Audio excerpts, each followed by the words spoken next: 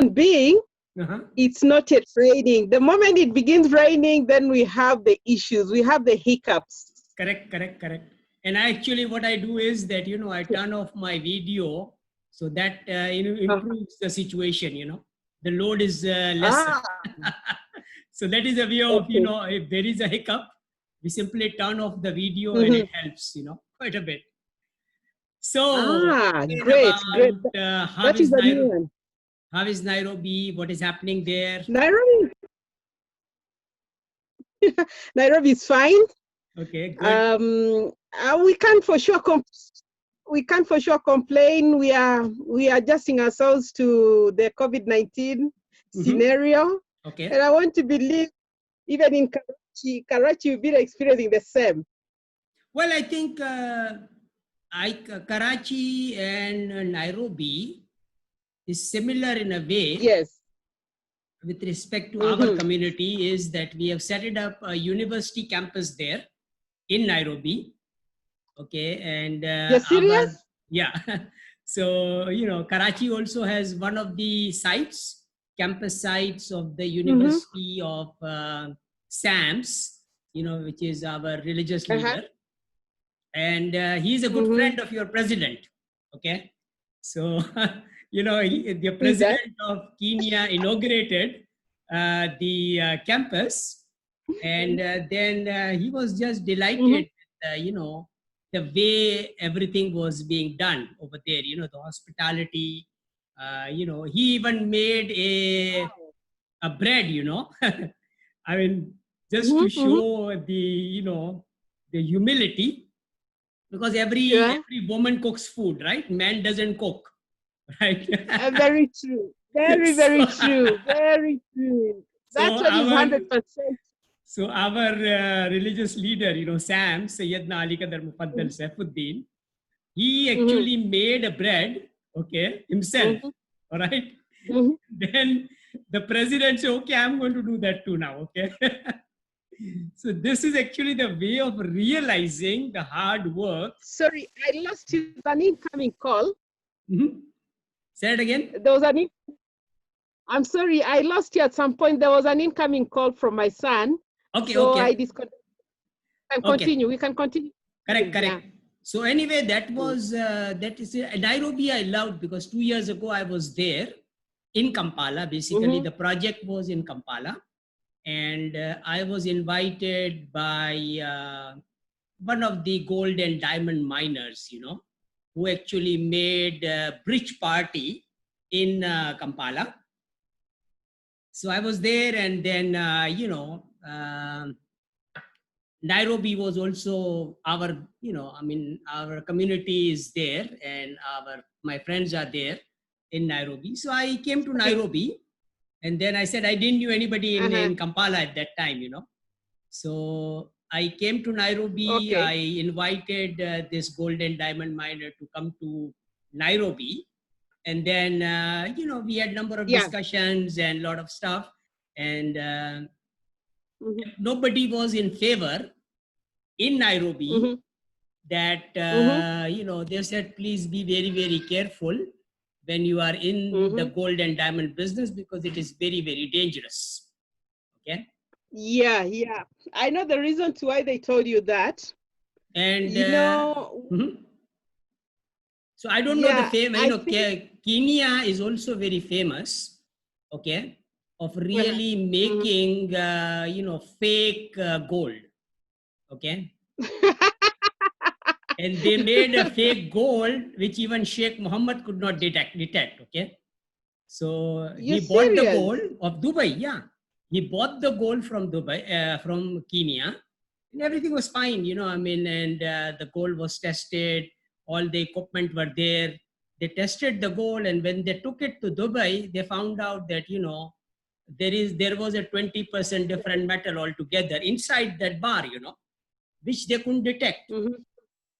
So actually, Kenya is very good in actually making fake gold.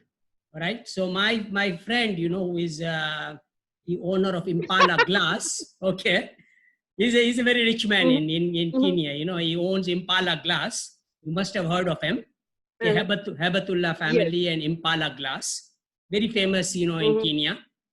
So I met him and I said, okay, this is what I am here for. And this gold is coming from Kampala and we have to ship it from Nairobi because I don't know anybody in Kampala. And, I need the tax money and those things to be arranged, and, I will keep the gold with you to arrange that 10% tax money. I need to export this to Dubai. So he said, Mufaddal, please stop here. Give a call to the gentleman who is bringing the gold. Tell him, tell him to get, just stop the gold. Don't let the gold enter Kenya.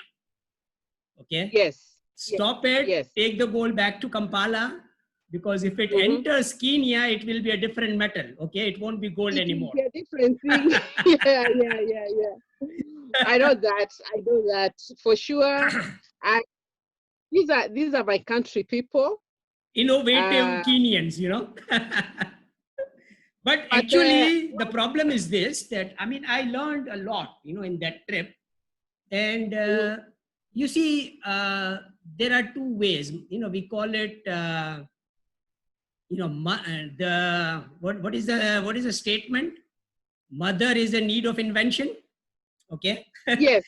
So if there is a need is the, if need is there, all right. And if people are hungry and they need to really survive, okay, then there are two ways of doing it. One is doing it positively, the positive inventions, okay, and the other one is to do it negatively, Negatively, which is, so I would say, my analysis was this, okay, in Africa, that out of 100 people, okay, 3 of these negative people are there who do invention in a negative way, okay, like inventing fake gold, and then making money, okay. So these three people, 3% actually destroys the image of the whole country. Thank you. Very, very true. Very, very true. And it gives a bad name to 97% of the hardworking good people. You see, so what I have done is this. I learned a lot, because, when you are studying, wherever I go, and, this is a benefit of getting a PhD from University of Illinois, that, you can analyze, you can understand the culture, you can know how things work in, in any country. Can you hear me, Evelyn? I lost you. There was an incoming call again from somebody else. I don't know. I know. So anyway, you can probably turn it off or do something, Okay, so, but it's okay. So now, the situation is this, that trip, okay, that trip to Kampala and Uganda and Kenya actually, gave me the driving force behind helping all the 97% of the hardworking, honest Africans out. And then taking care of the 3% of these negative people, okay, and showing it to them, that by working and doing hard work and doing it honestly, you can become millionaire faster. And nobody will be coming after you to lock you up or kill you. Exactly. Because only criminals gets locked up, Honest people should not be worrying about it, okay? So be worrying about it. So that is actually the vision I created, and it got reinforced when somebody snatched my mobile phone when I was traveling in Kampala.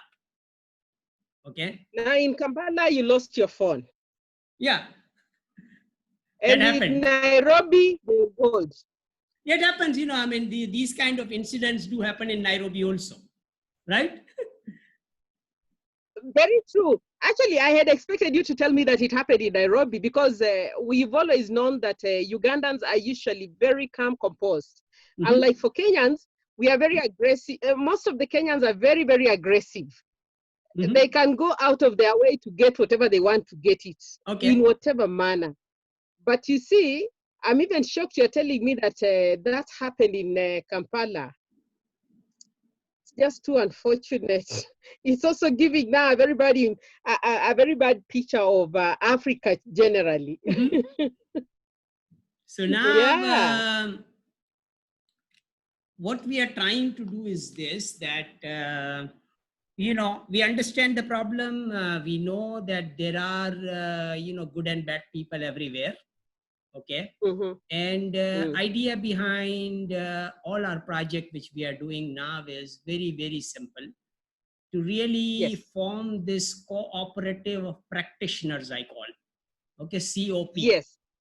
Most of the time, when we, you know, have NGOs and, you know, social entrepreneurs, they talk a lot, you know, I mean, there's a lot of conferences, lot of talk about, you know, doing good thing and, you know, hesitate, you know, a lot of, we call it activisms, you know, against tyrants and against the government and stuff like that. So all of that, right, happening.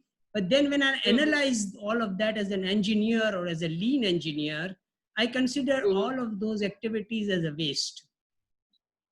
And I learned that from Malaysia. Malaysia is a kind of community where people don't talk a lot. You know, they do things.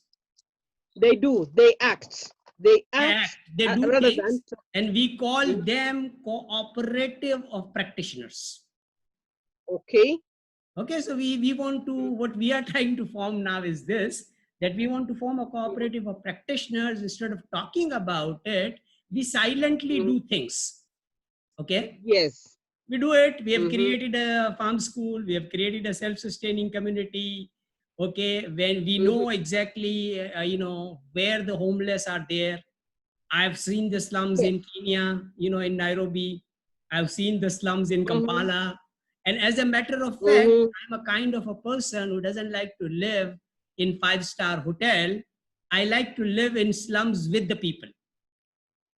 So I understand what is going on, you know. So that's what I did. And that allowed me to really understand, you know, what is going on. So that is, you know, what we are trying to do. And the idea is very, very simple. And, you know, the model which I developed in Kampala, you can possibly see that video also 2 months ago. I had a very similar discussion like I'm having with you now with a gentleman in Kampala. He's a consultant for a French NGO trying to do some lighting projects and stuff like that in Uganda. And one of my Canadian friend, you know, introduced me to him. And we had a discussion exactly similar to discussion like this. And whenever you talk about asking people to do anything, they say, okay, we are very hungry, poor people. We don't have money to do anything. All right. Yes. That's a response. Okay. So we actually become sort of a professional, educated beggars, you know. Yes, very true. That happens, you know. They're always asking. I agree with you. I agree with you. I agree with you because I know where you're coming from, sir. I know where you're coming from. Exactly. So what I told this guy is this, okay? I told him, well, you are a high-profile professional. You are educated. You know, we are communicating at that level now. I asked him, what is the population of, you know, Uganda? He says, okay, about 40 million people. So then I asked him another question. Do everyone have $1 in their pocket? No. And the answer was yes. $1 is easy. You know, $1 is, everybody has $1. Okay. And if somebody doesn't have $1, is an example. Okay. I told them that we are interested in doing good things for people, right? And we want to do it with dignity. Okay? So we are creating a family. And a family is like a club, you know, like a Sam's Club in USA. Sam's is a good friend of mine, Walton, you know. because there is a PNG partner. And, you know, I learned a lot from these millionaires also. All right. So yes, I said, okay, I want to form a club similar to Sam's club. I will call it a Tqlma club. And then when somebody joins me with $1, $1, you know, $1.5, yes, you know, one PGC, one people's gold coin, since I am now in a gold business. Okay, so I said I talk in gold. So one people's gold coin is $1.5. So I asked him this question: East African or every African has $1.5? And he said, yeah, $1.5 should not be an issue. A beggar can, you know, go out in the street in the morning and he will come up with more than $1.5 at the end of the day, doing his work of begging.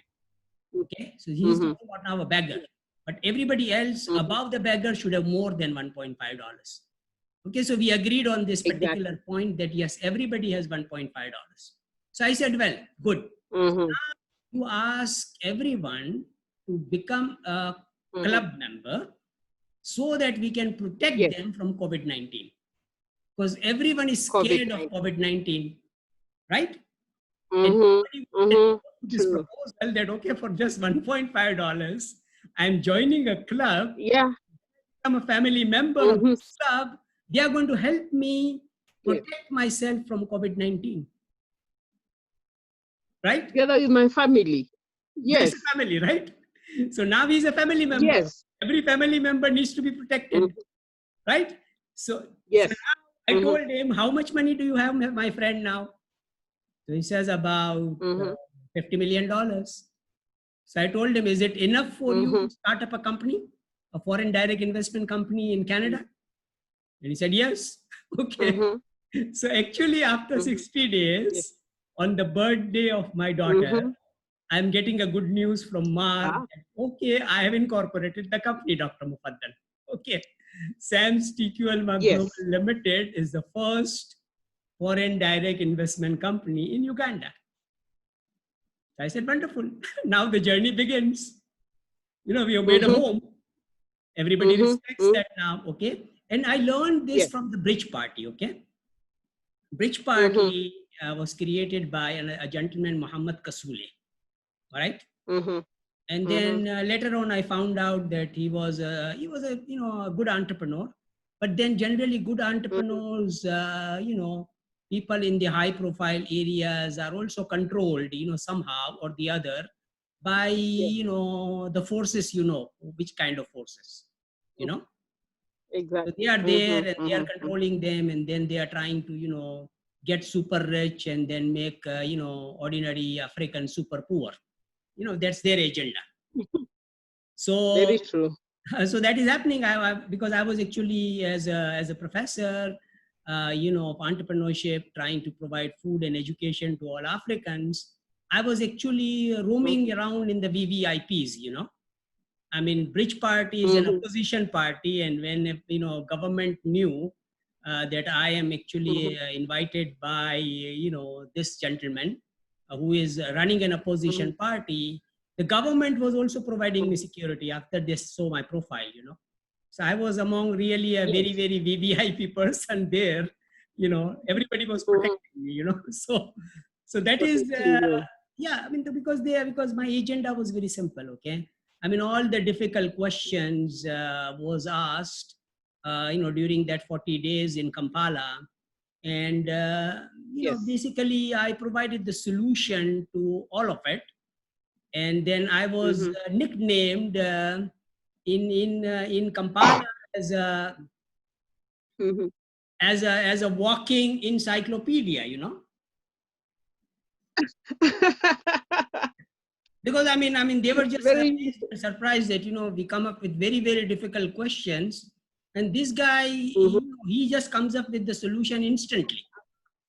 Okay, I did that because I'm a database person, right? So when I talk based on the data I see in front of me. Okay, and the people who are there, you know, if the people are there who are PhDs, I talk in their language. Okay? When I am in the company of the people who are really, you know, kindergarten students, then I have to really come down to their level and talk to them at that level. So everybody from preschool person to a PhD got delighted because I was delighting all of them, so everybody was happy that this is wonderful, this is what we should be doing and everything like that. So the bridge party model was very, very good, is a very good model of bridging the gap between, rich and poor. So I learned a lot from there. I then, became the mandate for the largest gold and diamond reserve, which was there with them. And then after the Kampala, trip, I went to Dubai as a mandate. A mandate of 100,000 carat diamond and 5,000, ton gold. I mean, 5 metric ton gold is a lot of gold, So everybody welcomed me. I was a VVIP in UAE also, because everybody, knew that I'm coming from, coming from Africa, and I have a mandate for, so many carats gold and diamond. So anyway, I went to Dubai and met all the who's who in Dubai who are in the gold and diamond business. And then I found out the reality about Rich Party, about Muhammad Kasule and everybody. Okay. And I was, when I was in Dubai, I was in DMCC basically, talking to all the big players.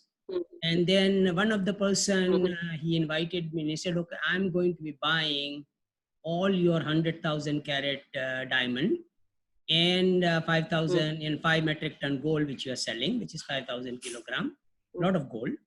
I'm buying everything. Ask Mr. Muhammad Kasule to fly to Dubai with 5 kilogram gold in Emirates, all right, and just 100 carat diamond. Okay, ask him to fly down to Dubai and us what he has to sell. We will analyze it. We will, our gemologist is going to be evaluating it, and I'm closing the deal. Just invite him. But then that statement got completed, and then he told me that Muhammad Kasule is never going to come to Dubai. Oh. He's never going to come to Dubai. As soon as he lands in Dubai, he will be arrested. Why? Because this gentleman, Muhammad Kasule, is running what is very famous in Dubai as an Entebbe scam. Entebbe scam. Entebbe is the airport, right? In Uganda. In Kampala, right? Yes. It's an airport there. And in that airport, they actually physically have this gold because I've seen the gold there, right? And that's how I became mandate of that gold. So what actually they do is this, that they saw the gold is there, and the gold has been stolen from DRC, okay? Because all this gold gets stolen from DRC, and Uganda actually lost the case also. DRC won the case. Uganda government has to pay a lot of money to DRC. So Uganda doesn't have any gold, I mean, all the gold comes from DRC. I know that. Actually, where I come from, where I was born, it's neighboring Uganda. Oh, really? Okay, wonderful. Yes. I come from the western block of Kenya. Okay. Which is equally having gold. It has gold. That's what I can assure you. Okay. Because I know it is there. Yes. Right. In fact, next time you come to Kenya, I think I should get you in touch with those people from those sides so that you do it yourself. Exactly. So actually, I, what you mentioned was this, that when I was in Nairobi, I like, take it. I don't fly also most of the times when there is an option of going by road, okay, or by sea. You'd rather go. I do that because, it allows me to really meet a lot of people along the way. Okay, and to see the country. Exactly. So this is what exactly happened when I took a bus from Nairobi, after my gold was stopped and sent back to Kampala, then I came from Nairobi to Kampala and I went there by road, So at the border, people welcome me. I mean, after looking at me, and everybody says, okay, what this old guy is doing here, So so anyway, I mean, had a wonderful journey, and learned a lot, met a lot of people. Okay, and then I told everybody that this is why I am here in Uganda, to educate and economically uplift everybody, because I'm a professor and this is what I do. So everybody respected me, had a wonderful journey when I reached Kampala from Nairobi. And then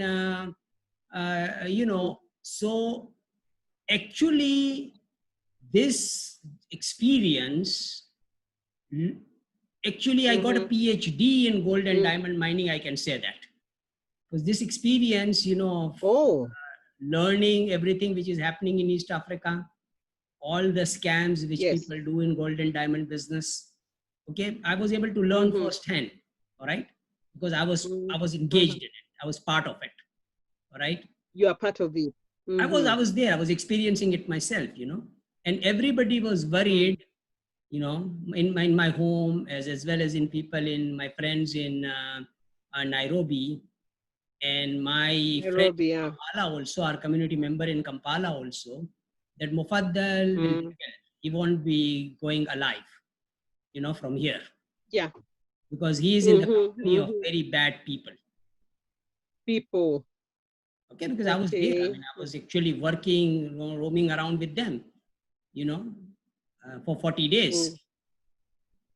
Working on this gold and diamond situation, because I was there in it. I mean, I cannot, although people warned me, so I said, okay, warning was very good, because I was very careful, and I actually developed the strategy of really, being part of it, learning what people warned me about, and collecting the data. And at the end of the day, when the community refused to pay the taxes and everything like that, because they were expecting that, okay, this guy is very famous, he's a very famous member of this Dawoodi Bohra community, very simple people, very rich people, and we will be able to get this, scam them, with the tax money and stuff like that. So they invited me to become part of the Entebbe scam, but then all of a sudden, I told them that, well, nobody is interested in investing any money in Uganda or Kenya. So I need to really now sell your gold in Dubai, and then I will, the revenue of the gold, I will bring it back to, Uganda as a foreign direct investment, and then we will be building these university campuses and stuff like that, and all the things are available. At that time, I was given about 200 acres in Entebbe Airport, which is a very, very, high profile area in Kampala, So all those things were being done, and when I went to Dubai, then I learned a lot about what is happening actually in Entebbe, how many people were scammed and killed, in this particular scenario. So I learned a lot, and then based on that, we developed a strategy that fine, good. I mean, people who are doing bad things can be managed and can be taken care of. Those so 97% of the people should not suffer because of the 3% bad people. So I made a point that I'm going to be making sure that I re-engineer 3% of the bad people also. The bad because people, they exist, and we cannot exclude them from the system. Exactly. And they are very powerful people. Okay. And every billionaire would like to become a billionaire, right? Yes. That's what they do. Every millionaire would, and there is nothing wrong in it. Okay. Every billionaire, like our President Trump, would love to become a trillionaire, right? That's what business people do. But I made a point, and the point which I'm making to everybody is this: no problem in becoming a billionaire or a trillionaire, but do it legally and ethically. Do it legally and ethically, and nothing will be, you will be, enjoying a very good life. Nobody would be after you. Nobody, bothering you. Everybody will be respecting you because you have earned the money legally and ethically. So I am actually offering this to everyone, to all the presidents of Africa, leaders of the Africa, that fine, come and work with me. We will make sure that everybody enjoys a good quality life. And if you invest your money, okay, well, stolen money. I mean, they've stolen the money from the people, and then they actually get that money to Europe and, USA, and poor Africans' money is being misused by everybody. Okay. Yes, very. So I am simply telling them, okay, invest your money, stolen money also in your country, convert that legally and ethically into gold. Okay, so now we will pay the taxes and everything to the government. So the black money which you have, which you had stolen, now becomes a white money. Okay, and every government needs a white money and money to manage the COVID-19 crisis and everything. Every government is in need. So we should be doing that. So that is what we are offering. Okay, I'm not excluding anybody. Everybody is inclusive. They work with us. We will really re-engineer them. Okay, they will be very secured, and amnesty is a very general terminology which people give to criminals and people, because criminals and all the bad people actually are a burden on the society and on the government, because they have to keep them in the prison, and the huge budget for just managing the whole system. So we are providing an alternative to that system, that okay, hand them over to us. All right, all the criminals, all the 3% of the bad people which are out there in every society. We will re-engineer them. We will make them part of the our Wheel of Life Palm School. Whatever the problems they have, we will solve their problems. Okay, because we are engaging 2 billion mothers. Okay, to be part of this Wheel of Life Palm School by training them to be teachers. Okay, so that's a vision which one of my friend and a musician based in USA created. Heidi Little is a lady who created this concept. Okay, I'm going to be training 2 billion mothers to become high performance teachers, and those mothers will teach all the children, all the homeless children, and all the children of the world. And then they will be cooking good, delicious meals and serving them to the community and to in our restaurant, 724 restaurants. So everybody can enjoy a total quality life, and every family will have an extra sustainable income, and everybody will be secure. Because there is no fear in that campus. Okay, it's completely self-sustaining campus. No 3% of these bad people can enter the campus, because the campus will have this magic that anything which enters, any bad thing which enters the campus becomes good. Okay, so they will it has to come they will out not good. be able to do any bad things, in our campus. They cannot. Yeah. You see, you've already catered for that which makes them to do the wrong things. Exactly. So if you've already catered for that, then I'm sure they'll feel, if this person can do this, why don't I just become a good person? Then actually, at the end of it, I tell you a very recent story. Okay. Yesterday's story. I'm working on a transaction of rice gold barter. Okay. And one of the coal miners in Guinea-Conakry gave me the order. I need 15,000 metric ton of rice for the poor people of Africa. Right. And I'm going to be bartering it with gold. I said, good, it's a very good proposal. I love barter and I like the system. I've developed it in Uganda. Okay. Bartering university and everything with gold, because I'm an expert in that. I developed that 2 years ago, in Kampala myself. So I loved the idea. I said, okay, let's work on it. So we have been working on it for last 1 month. I engaged all my farmers and everyone in Pakistan to start, processing this 2,000 metric ton, provide the best quality, rice, which is available in Pakistan, and ship it to Guinea Conakry. So I did all the hard work. And now this guy, they developed the procedure. And then they told me that, okay, you ship the gold, you ship the rice to Guinea Conakry. And when the rice lands in Guinea Conakry, then I'm going to be shipping the gold to, to you. So I said, okay, if the gold exists and everything is there, and we need to finance the rice transaction. So I altered the SPA and I told them, okay, no problem. You keep the gold in your ownership, but you keep it in my refinery, say in Dubai. Okay, there are a lot of LBMA approved refineries there in Dubai, in Canada, in USA. You keep the gold in your ownership in the refinery. Okay, so now it is in an escrow, in a neutral place, and I know that the gold exists. And based on that data and an assay report from the refinery, I am going to be, processing the rice. And there is no problem because we know that the gold is there. So I signed, everything was fine, and they loved it, and they said, okay, we are going to be moving forward. Okay.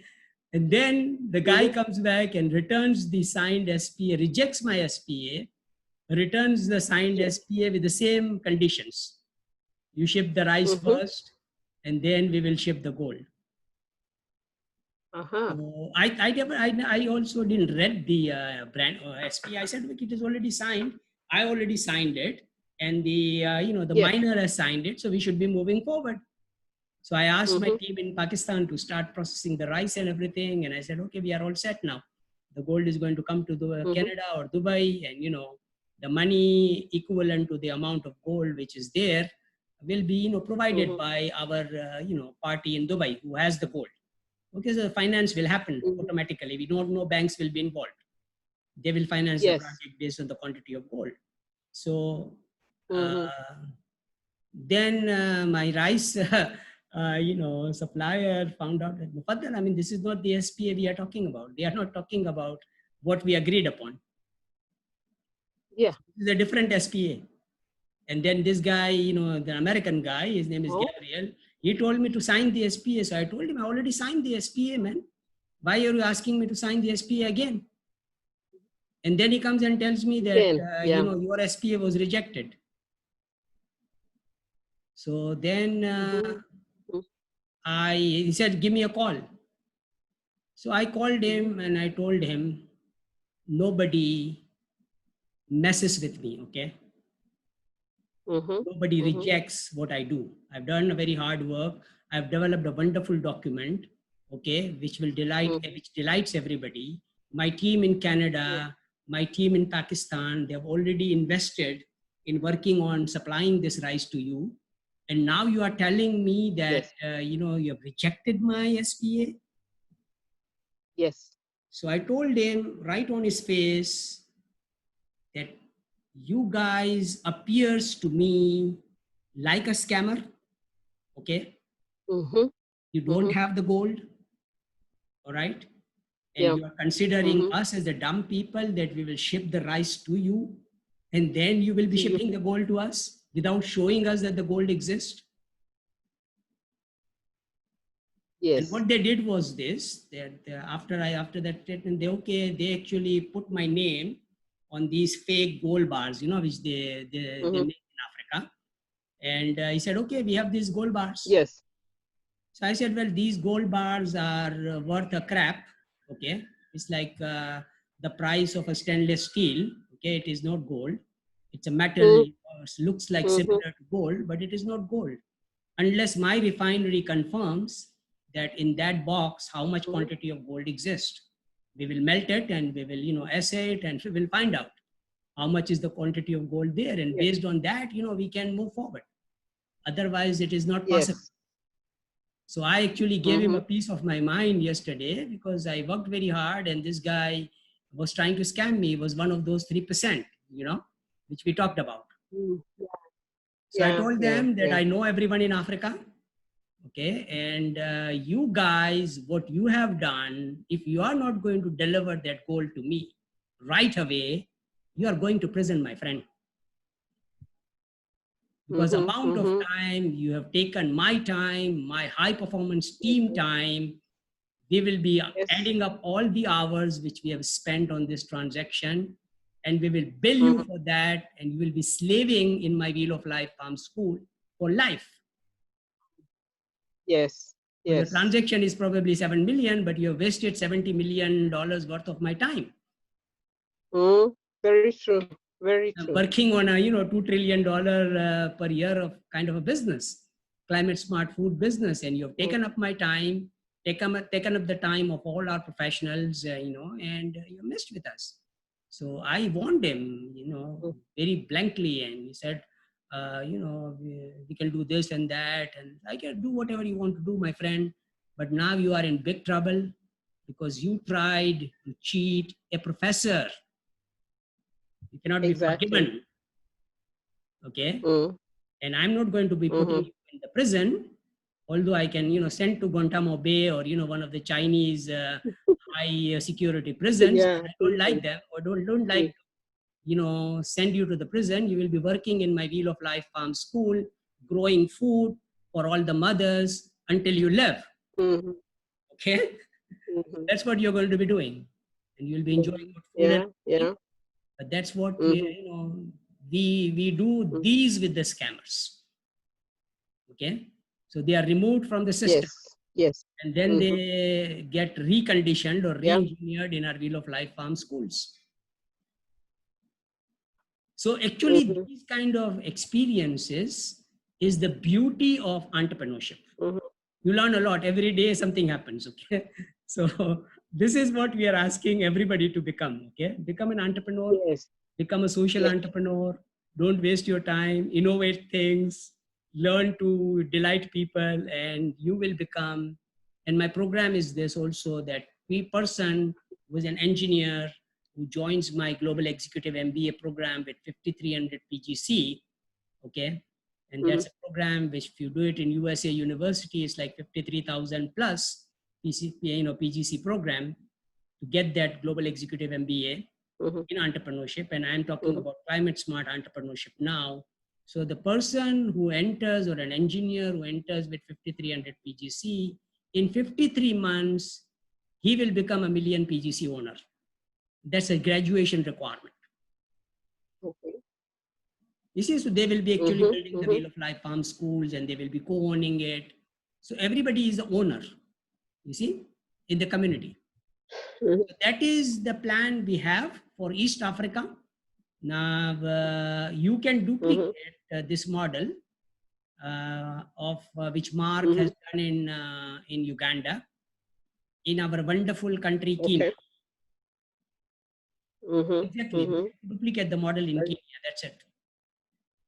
So that these two countries are really very innovative, very dynamic countries. And then all the other smaller countries, like Rwanda and DRC and, Tanzania, etc., will follow suit. We will be exactly doing the same thing, once, it is now already all set, because one company has already been formed. But now we want to duplicate the model in all the countries of Africa, so that, we can provide our services cost effectively to everyone. So that is the model. And you can work with Mark and duplicate the exact same thing in Kenya. Okay. That's a model. And then, that way the journey of this total quality entrepreneurship begins. And everyone participates in it, because $2, 90% of the people will have $2, maybe 10% will not. Okay. But the 10% can also be given $2, so they become a member. So we are not excluding anybody, everybody becomes a member. And it is very, very important that everybody becomes a member, because if there is any homeless or any people living in dirty areas, begging and not having a clean life, the COVID-19 will not go away, because these people will be spreading COVID-19. And it is very essential for us to really take care of them. That's a plan. So now, very true. It's a very, very. You were joined in by Dr. Ugo G to be part of this entrepreneurship group, and Frank probably would like to help us out with the Chinese wisdom and resources which is now available in China. And currently the government, US government, has imposed the ban on Chinese. All these equipment are lying idle now because they are out of COVID-19 now. And so, we want to really help everybody else out by manufacturing these PPEs in Uganda, in Kenya, and in Pakistan. So we set up our Climate Smart Industrial Park in Kenya also. Okay. And maybe we set up in Mombasa, right? Mombasa is a wonderful port city. So we set up our manufacturing units over there, and then we can ship it very, very comfortably from Mombasa port to across everyone in Africa and globally. So that's a business model actually, that all the idle facilities of China can be really moved to our countries, Kenya, Uganda, and Pakistan. And then we do the manufacturing, and then we provide the, these PPEs to everybody. And because China is focusing on very high-tech businesses now, okay? So they are really not interested in producing these low-tech things. And we will be doing it, and that will be making sure that economically vibrancy will come in our countries. A lot of the people will be, engaged in working and manufacturing these units. So I think it's a huge assignment for us to really move forward and help everybody out. And today, you know that the new announcement has happened now, that a test, COVID-19 test, which can give results in really 1 hour or 2 hours, is available now. It has been already been developed in USA, and the World Health Organization has approved. So that is a great opportunity for us of making sure that we enroll everybody in Tqlma Club, and we provide that test free to all the Tqlma Club members. Because the cost of the test is $5, right? Yes, that is a very test, true. right? And just with $5 membership, number of tests, cost per test, right? But whatever number of tests that that family member needs to have, we will give them free. Okay, free. We test them free as many times as it is needed. Okay, and we isolate all of those COVID-19 plus families, and then put them into these Wheel of Life Farm School campuses, and they can recover from COVID-19, and it's a solution to COVID-19 problem also. So that is the way which I think everybody will participate now, because everybody needs to be tested, and we make sure that by Christmas 7 billion people gets tested, and we exactly know how many positive cases are there, and then we isolate in our Wheel of Life Farm School, which we are building. You see, so that way everybody will enjoy a very good life. And Saskatchewan in Canada is an ideal place, because COVID-19 cannot survive in that cold weather, So everybody will be there, and, everybody will be comfortably, recovering, in a very nice, clean environment over there. And that way we can get rid of COVID-19. And then Saskatchewan will become population density of Saskatchewan will increase quite a bit, and it will become the most sort of productive province of Canada. Very true. That's a plan, So we are moving forward with it, and I think this entrepreneurship, I will call this group, which Dr. Ugo G created, and we discussed that today with my partner Guillermo, and he said, okay, Mufaddal, let's make Tqlma Millionaires Club. Okay? Yes, yes. So all the entrepreneurs, all the people who are actually interested in business, okay, and this group is for business, okay. So we actually make them Tqlma Club, Millionaires Club, and our requirement to become a director of the SAMS Tqlma Global is 1 million PGC. Anybody who comes up with 1 million PGC becomes a director, all right? So that member of that millionaire club will also become the director of the, our company. And Frank will be a director in China, set up a company in China also as a foreign direct investment company. You take care of it in, Kenya, and Dr. Ugoji will do the same in Nigeria. So that, all the founding directors, I'm giving them 1.5 million PGC as Kardan Hasna, we call it. So you are actually a millionaire now, and you can earn that million, obviously, as a director of our company. Delight everybody, in Africa, in your country, basically, first. And then, we are doing a global business. So it's a global village now. And our company is a global company. It's like a PNG. Yes. Since I'm a PNG manager, I know really how to set up these operations globally.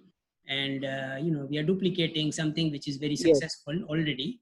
So I'm not reinventing the wheel. I'm just applying it, trying to move the wheel with agility. So everybody is delighted and happy. So that's a plan. Okay. So I think in our, it's a very interesting. Probably what we can do is maybe share this publicly, this particular video also, which we have made today among you and me. And then we can share it with everybody. And then this model can easily be duplicated, and you can work very, very closely with Mark in Uganda. And I have got a lot of business opportunities already in Kenya, okay? Because this rice from Pakistan, today, we are agreeing on these terms that, okay, what will happen is this, that the rice from Pakistan, all the rice which is available out there today, surplus rice, after meeting the requirement of our country, we have got a lot of surplus rice from Pakistan will be shipped to Mombasa. And our company in Kenya can import it officially, legally, and supply it to and it will become a SAM's climate smart food products, That's our brand. So we launch our brand immediately. Because now the rice is not going to Guinea-Conakry. I've got 22,000 metric ton rice already, which I was shipping to Guinea-Conakry, will not be shipped over there. We will pack it in our own brand, Sam's Climate Smart Rice, and I will ship that to Mombasa. And our company, Sam's Tqlma Kenya Limited, will import it, officially. Okay. That is an immediate opportunity, okay? So you can start incorporating the company, talk to the board of investment, tell them that SAMS is coming to invest in Kenya, and the president will really love it because he loves SAMS, our leader.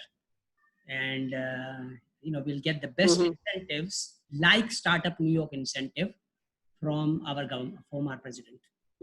Yeah, that's a plan. Incorporate the company immediately so we can start executing this particular, program. Now, tell me something about yourself, so that your background, your, what do you do in Kenya? We discussed whatever was continuing, from the Canada meeting, and this meeting will continue again at 9 p.m. in 1 hour. This follow-up meeting is happening with all my Canadian partners again. And then after that, maybe we can meet with Frank and, Dr. Ugoji again. And then, just give them the good news, okay, that we have already made a plan and you will be incorporating the company in Kenya. And this 22,000 rice will be the first transaction which we will do. Okay. Okay. As you've been told, my names are Evelyn Butichi. I'm a lawyer by profession. Okay. Yes. Okay. Yes. Yeah. Okay, it depends with different people. Different people pronounce it differently. Right. Whichever you pronounce it, I still take it as long as the spelling is still correct. And how do you like, is it Evelyn or Everleen? How do you pronounce it?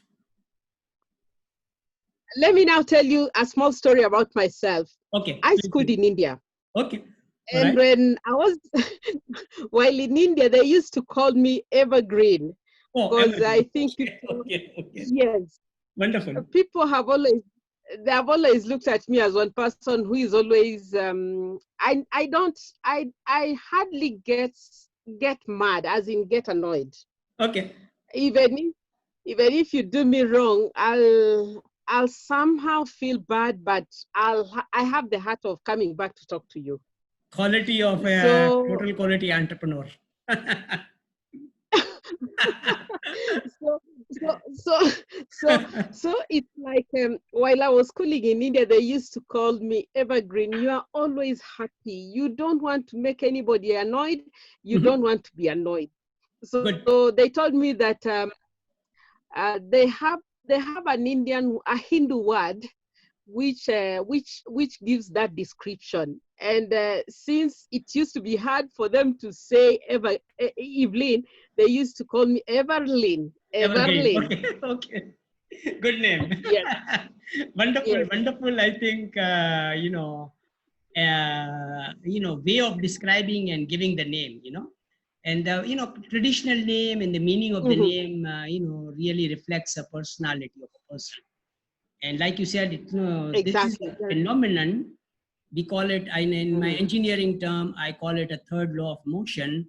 Every action gets equal and opposite reaction, and I'm actually enhancing it. That in physical, means it is true that every force is equal and opposite reaction. But in the spiritual world, every good thing you do, you get the return at least 10 times more. So if you spread the smiles, then a lot of smiles will come back to you. Okay. So this is the return on investment is very good. Okay. In smiling and spreading the smile. That is a good one. That is a good one. That is a good one. I think I'm humbled. It's a humbling one. Yeah. So I have a legal background, and as we talk right now, I'm back to school. I'm back to school doing some programs back in school. Besides that, there are a number of projects we've done here there with Goji. And my own recent project was, or rather is recycling. I'm doing some recycling program, and through through the programs, I'm reaching out to the 3% you talked of, the 3%. You talked of in the community, yes. Right. Whereby we are recycling tires. We are recycling tires to make things like furniture. Yes, with these young people, because most of them, it's like they're too idle. And in the African context, we have a proverb which goes that an idle tin is always making noise, or rather, an empty tin makes a lot of noise. Okay. So you see, these noises can be different. They can be different. They could be noises calling for attention by me coming to steal or coming to rob you of your phone. Right. I only needed your attention because, So we've always looked at it. If we can reach out 3 people in a society, these 3 people will reach out to the other people through the items we are making. Okay. And then tell these other 3 people, can you come? You'll have some training here.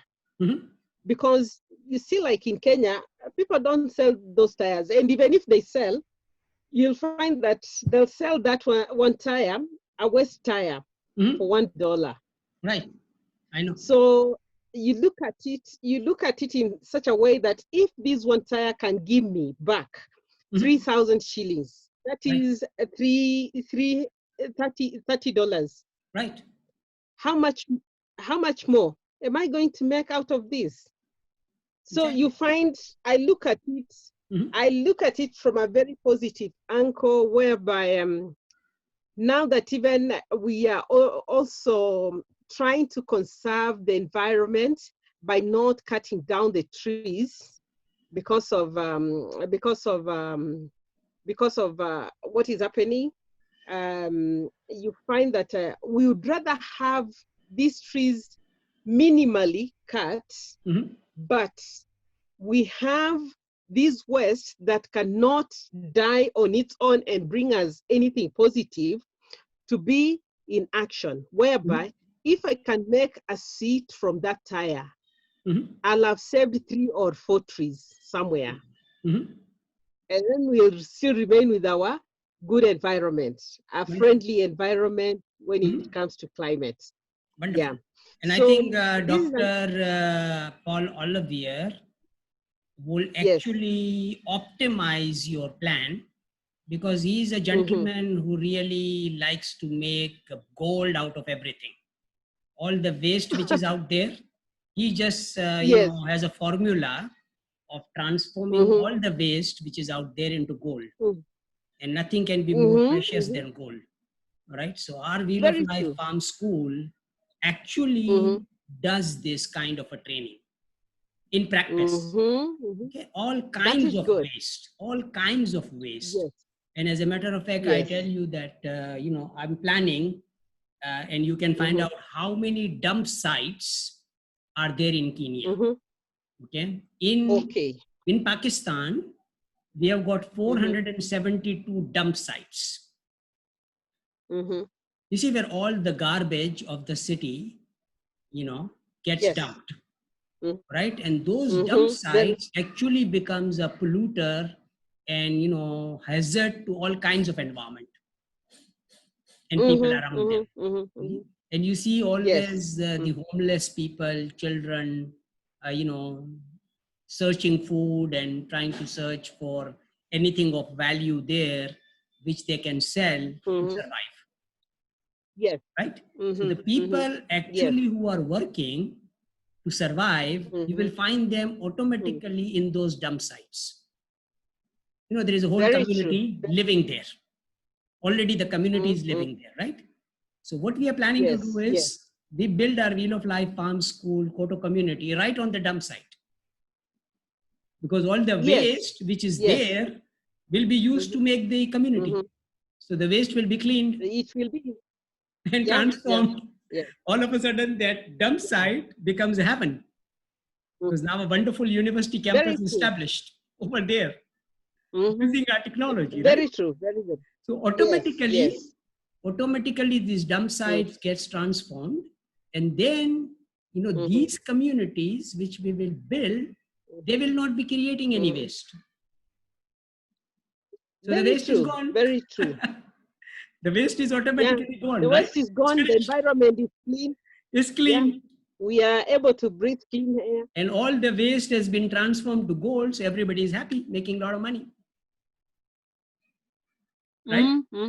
This is the model, okay?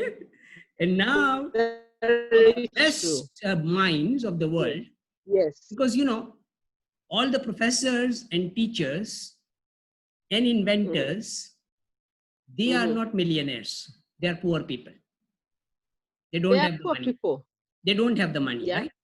I was also one of the poor professor, teaching in Detroit, teaching in Illinois, teaching in Canada, and finally teaching in, Pakistan. And then 53 months ago, one of my students made a statement to me, and he told me that, Doc, you are a great professor, but you are a lousy entrepreneur. And it was a very rough kind of a statement, because this student was actually failing a course and he was really mad. Yeah? So I actually always do oral examination, and then give the final grade to the student based on the oral exam. So this student comes and, makes this statement. So I told him that, well, you are already, floating around E. So shall I give you an F? So we don't waste time. I told him that. And the guy comes back and tells me, you do whatever you like to do, professor, but I have given you an F. Okay. So then I told him that this is the right thing you have done. Okay. Yes. This is exactly the only right thing you have done. All right. By giving me an F. Okay. Because my behavior and my response to you deserves an F. Yes. All right. So you gave me the right grade. Now I will give you 10 minutes to prove your point. Yes. Prove it to me that I'm a lousy entrepreneur and I'll give you an A. Okay. Yes. So that was that 10-minute viva became the basis of Total Quality Life Maintenance Association and the Tqlma Global Group. You're serious? That's what it happened. So the student actually convinced me that, Mufaddal, with your CV, with your background, why are you slaving for Shahjahan Karim, who is the president of the university? Why are you working for him? You enjoy your good life, give me your CV. I will do all the work and, I'll make you a millionaire. So, I mean, it just opened up my eyes. I mean, I am a person, when somebody gives me a good, point or a good advice, I say, okay, let's do it. Don't waste time. So right on that day, my company got formed. It was actually Total Quality Life Maintenance Association. So I asked the guy to go down there and open up the company and make it an associate. So we will not be talking anymore. We'll be doing things with this company. Things, They will operate the company. I love your idea. I love your concept. So that was the humble start of my group. And today we are talking about doing $7 trillion a year of business globally. Beauty of entrepreneurship, Yes. So what I want to do is this, that duplicate this model so that all the teachers, starting, say, we decide that, okay, all the teachers now and all the professors and all the, inventors will not be working for anybody else. They will become entrepreneur. They will be operating their own enterprises. And our enterprises, Sam's Wheel of Life Farm School, Sam's Energime University Climate Smart Industrial Park campuses. I will give you the best environment in the world to do research and development. No funding constraints. You do anything you like to do. Okay, full freedom. Innovate, do research, and become a millionaire. Nobody will come and order you to do this and that. So that is a model. Okay, and I'm just duplicating myself. My model. Okay, if I can do it, every professor can do it, every teacher can do it. Yes. So this is the beauty of climate smart entrepreneurship. Okay, because now we make sure that in our entrepreneurship model, we do not hurt anything. We do not hurt people. We do not hurt the environment. All stakeholders are happy. So that is the model. Very true. Yeah. So that's exactly what we want to develop. And in Kampala, in Uganda, in Kenya, find out how many dump sites you have. And the same model which we are planning to do in Pakistan, we will duplicate it globally. Because these dump sites are everywhere. Okay. So our Wheel of Life Farm School campuses can be built on dump sites, on farms, away from all the urban population. Yes. People can enjoy a very, very healthy total quality life. That's it. And all the discussions which we are having is this, that all the things which we are trying to do, because, people in the cities consider farmer as ignorant, poor people. So I'm telling them that, these are homeless, these hardworking farmers, gold miners, will be enjoying a life better than President Trump in White House. Because they will be living in a community. When the flood comes, my community will float. When an earthquake comes, my community will smile at the earthquake. Okay? where everybody else is crying. So this is the kind of a community I'm building, which is disaster proof. So nobody, all the people in the city would love to live a life like us. Which people, very true. the most deprived people will be living. And I want to give all the deprived people of the world, homeless children and mothers, this gift of Christmas. Yes. We have 3 months to execute this, and we can do that. There is no problem at all in doing it. Now, right? So I think that's a wonderful thing which you are doing, transforming waste into value. Okay, but I think when we combine our wisdom and Dr. Paul Oliver's experience in transforming waste into value, I think we will optimize basically the same operation. Yes. Okay? So that's a plan. So now very you true. are part of the faculty member of SAM's Energime University, besides the director, founding director of SAM's Tqlma Global Kenya. That's the name of our company. Okay, so incorporate the company and join the club of Millionaires Club, Tqlma Millionaires Club. All right. So we have got members now. Actually, my partner Tqlma came up with the concept, so I made him a millionaire. So he's part of the Millionaire Club. You are part of the Millionaires Club. Dr. Ugoji is already there. Okay. And Frank is obviously a millionaire, so there's no issue there, He qualifies to come into Millionaires Club, So this is what we are doing. Yes. And anybody who has, who is a PhD, basically, because that's a driving force I'm giving. PhDs can join in without a single cent, our board of directors, because of their qualification, and everybody else can come in and we will give them, if they have $1 million PGC, they can become a director of our company. And physically, if the money is not there, then obviously we are offering them Kardan Hasana, so that, they will be earning that money and then that will become the working capital of our company. Yes.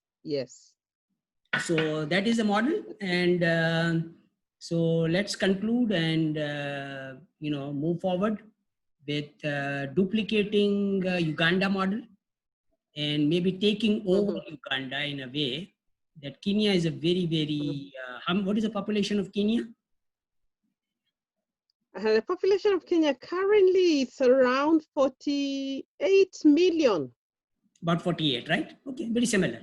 I mean, Uganda is a little smaller, it's 40 million, landlocked country. Yeah. And Kenya basically, Uganda is dependent on Kenya and Tanzania, to survive because of the landlocked situation. And apart from that,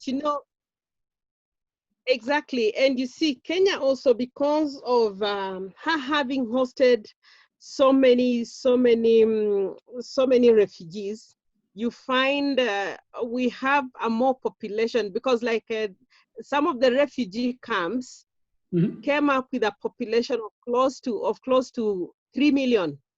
Okay. So you find that, that is quite on the upper side for a country to be hosting. And I think we will work with the government now to really, work out this particular plan that now we have Uganda, we have Kenya, we have Pakistan, and we have Canada.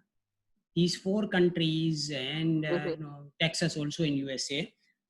We will be basically, getting all the homeless, refugees, mothers, children out of those areas, and then, accommodating them in these Wheel of Life Palm schools, which we are building. So the option is there. Everybody can come in and, from anywhere in the world, they will be welcomed. They will come and join our program. They will come and join as a student. Okay, first. Then after getting the training, mothers will become teachers, and children and professionals, when they graduate, obviously, they can all get immigration eventually. They come on a student visa now, and then eventually they can become officially, legally, qualify as an entrepreneur and get the entrepreneurial based immigration in the country. So that's what the Startup New York program for us will do. We will get the best incentives from better than Startup New York incentive from our president. You know, he will be delighted. He will give it to you. And, you know, then that same model can then be duplicated globally. It has already been done in Uganda. And, you know, you can do it now immediately in Kenya, so that we can exactly do this 22,000 metric ton transaction of rice, which I'm processing currently in Pakistan. So we have basically, you have a product to sell, you know, 22,000 metric ton of rice will delight a lot of people. Rice is eaten every day by everybody.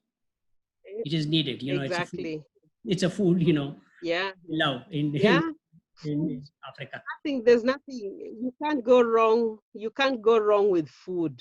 Globally, you can never go wrong. Exactly. Yeah, you can never go wrong.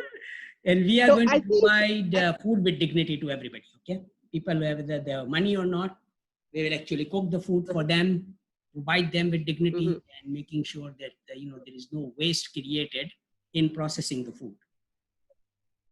Yes, it will be happening in our Climate Smart Kitchen, you know, in our Wheel of Life Farm School, and fresh meals will be served by mothers and children to everybody.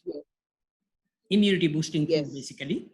And then these Wheel of Life Farm schools will also will have a modular hospital, you know, which China has developed. A lot of modular hospitals are available. They can manufacture those hospitals, and those hospitals will also become part of our Wheel of Life Farm School. And we can manufacture them in Kampala, we can manufacture them in Nairobi or Mombasa. Nairobi, we can do that, you know, set up an industrial park in Nairobi, and can do the same thing in Pakistan. And that way, these modular hospitals will be available, you know, in all our farm schools. And then all the COVID-19 patients and everybody will get a total quality healthcare service also at the same time. So a complete package, and we are ready to move forward. Now, if I may make a request from you, considering that you've also said that your time is running out, I'm also running out to go and fix a meal for my family. Right. I was just wondering if you don't mind, maybe you send me your email address so that I can communicate to you conclusively on what we've spoken. Exactly. Yeah. What we do is you type your email in my WhatsApp, window. Sure. And I will email you the whole plan, which we are executing in Uganda, all our profile and everything, and all the things which we discussed in this particular, meeting. I will also send you the, recording of this particular meeting. We will also publish this recording, so everybody will be able to see what we discussed and talked about. And this model of Kenya can then be duplicated globally, and Uganda and Kenya now can be duplicated globally for the countries. So we will do that, and so that you have all the data needed for you to move forward. And then I will also give you the contact of Mark, so you can exclusively discuss with him as to what kind of incentives was being offered in Uganda, and then we can get the better incentives from our president, Kenya. In Kenya. Yes. Yeah, because I was looking at it. It's very, very important because you said there's this president who came from Dubai. Yes. If we can get the person who actually made that connection for him to be with the Kenyan president, it will be very easy for me to get to the right people. Since you mentioned Dubai, I have got 12 site available in Damak Hills, very, very popular in Dubai. And I know Dubai is like United Nations, because people from all countries, especially Africans, a lot of Africans are there. And everybody can be trained in our Wheel of Life Farm School in Dubai, so that then it's easy, because already people are there. So they will be trained over there, and we will be sending them back to their country by making sure that they make more money in their country than in Dubai. Yeah, very true. Very true. Very, so it's very easy for us to do that also. And I'm trying to duplicate the same model in Canada and USA also, because a lot of Africans are there in, studying in Canada or living in Canada and USA. And all those people can participate in our program, and then they can go back to their country and then enjoy a good total quality life over there. Very true. Very, very true. So let me send you my email. Okay. And then we can pick it up from there. Definitely. And I think you will give them, I will not talk a lot, but you will give them the good news in the meeting which we will have with Frank and, Dr. Ugoji. And we have scheduled that meeting at about 10 p.m., I guess. Because now, 10 p.m. Kenyan time? 9 p.m. That is Pakistan time. Kenyan time? Yeah, Pakistan time, 9 p.m. Kenyan time? Kenyan time will be, I think, 2 hours behind, so 7 p.m. That is Kenyan time, 9 p.m. Kenyan time? 9 p.m. Pakistan time, 7 p.m. Kenya time. Okay, and it will be morning in USA over there, right? Sure. We have scheduled that, and after the meeting I have with the Canadian partners, which is going to be starting at 8 p.m., then we move forward accordingly. Yes. All right. I think it's about time. I think I need to be participating in the meeting, so we should be closing this one. Okay. Sure. Pleasure, thank you so much. It's been a pleasure talking to you. And execute a plan. Okay. Bye-bye. Sure. Thank you. Sure thing. Bye-bye. Bye-bye. Bye. Okay.